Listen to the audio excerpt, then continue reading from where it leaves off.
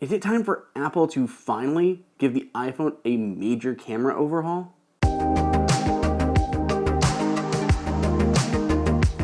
Welcome everybody to Apple Insider. It is Andrew here, and you can find me on Twitter at Andrew_OSU. If you haven't done so already, please go ahead and subscribe and enable those notifications so you don't miss a single video. Apple has always had a great camera. Seriously, it's been one of the best in the market. But the last year or so, Apple's improvements felt a little smaller and a little less grandiose. In the marketplace, Apple almost seems to be falling behind. Recently, I've done comparisons to new Galaxy devices, the new OnePlus 10 Pro. Go check out that video. And while iPhone still wins in some ways, in others, it just looks dated. So I think it's time for Apple to finally give the camera a big update in the next coming iPhone. In this video, I'm going to talk about Apple's general camera strategy, what improvements I think Apple needs to make, and what the likelihood is that we see them on the upcoming iPhone 14s. Stick with me, use the chapter markers down below, and let's get into this. First, let's talk about Apple's current camera strategy. Apple has three camera models on the back of the iPhone 13 Pro and 13 Pro Max. You've got your ultra-wide lens, your wide-angle lens, and your telephoto lens. Apple's main strategy has been putting most of its resources behind that wide-angle lens. It reasons that that is the one people used most often, and thus should get the most advancements. And we see that with Apple adopting larger sensors, wider apertures, and other benefits to that sensor. Other cameras do get upgraded. Apple did make some big improvements to the telephoto lens and ultra-wide lenses with the 13 line, but most of Apple's focus has been on that wide-angle lens. Additionally, Apple backs that up with doubling down on computational photography, things like deep fusion and things it can do through software to improve image quality without having to upgrade the actual hardware itself. Hardware changes have been small, and honestly, in marketing, it's hard to make a big difference. 12 megapixels to most people is 12 megapixels, despite the many changes Apple does on a very small level, both with hardware iterations and with software. So I think it's time for some bigger changes to come to this camera. Hold up. If I could just interrupt myself for one moment, I do need to thank our sponsor for this video, One More. One More is a global premium audio brand that has just recently launched their new flagship true wireless earbuds with noise cancellation. These are the One More Evo earbuds, and they're pretty outstanding. Using their dual drivers, including custom 10mm drivers, they have punchy bass, vivid highs, and were even tuned by a 4-time Grammy winner. Of course, these guys support ANC, or active noise cancellation. There are multiple modes. You could put it on weak, you could put it on strong, or you can put it on adaptive, and it will change for you based on your environment. And there are even multiple modes of transparency mode or pass-through audio mode. You can have full-on pass-through audio modes like AirPods have, but there's also a voice-enhanced version, so you're primarily hearing the voices that are around you. It is really cool and so much nicer than what Apple's already offering. Other benefits include 6 onboard microphones, so your voice is crystal clear on calls, and has AI-powered background noise reduction, so you're always going to sound your best.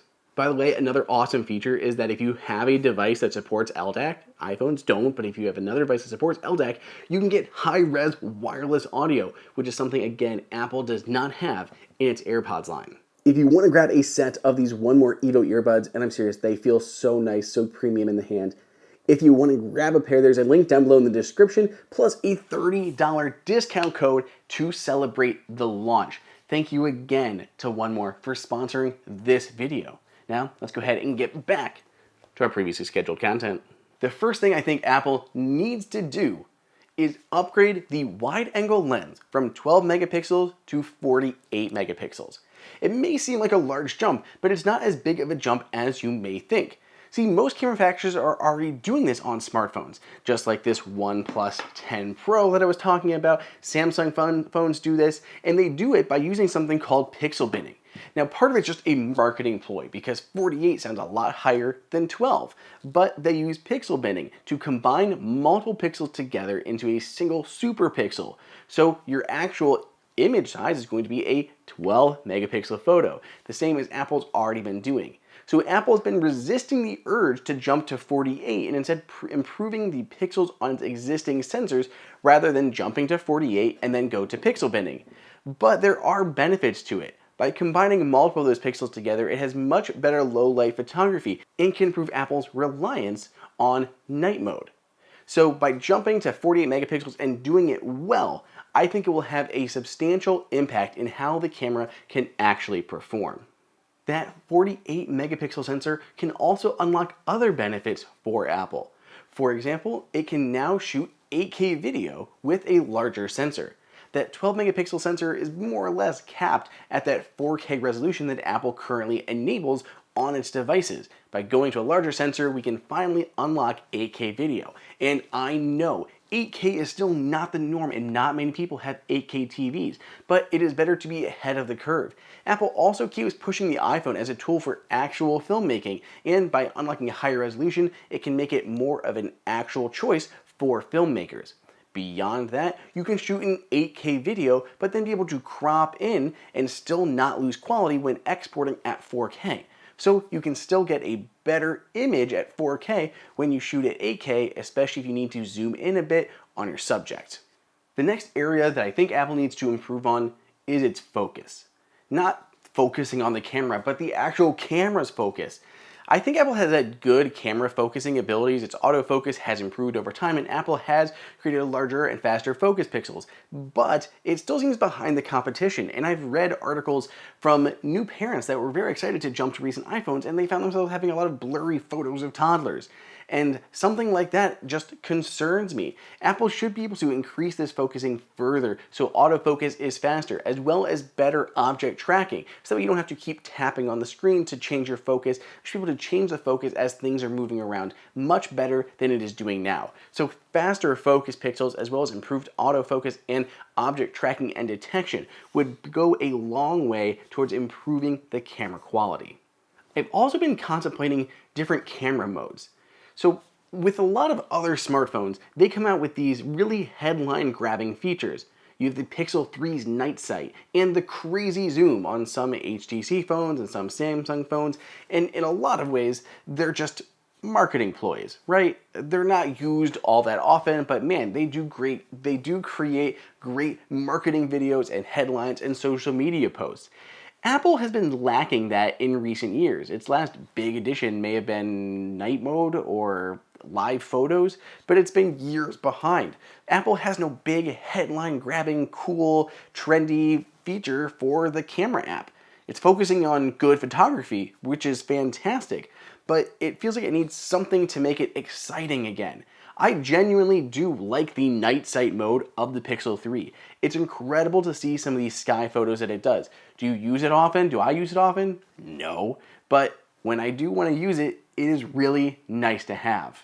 Then there's the camera app itself. It just feels stale and sometimes unintuitive. It lacks several manual control features that pros use, which means they have to use third-party applications, which can sometimes result in very flat images because it doesn't get some of the benefits of computational photography that Apple's stock camera app has. So you're just stuck in this middle ground of losing out on Apple's computational photography features by going with third-party apps, or use Apple's app, but then you lose a lot of the manual controls that some people may want to have.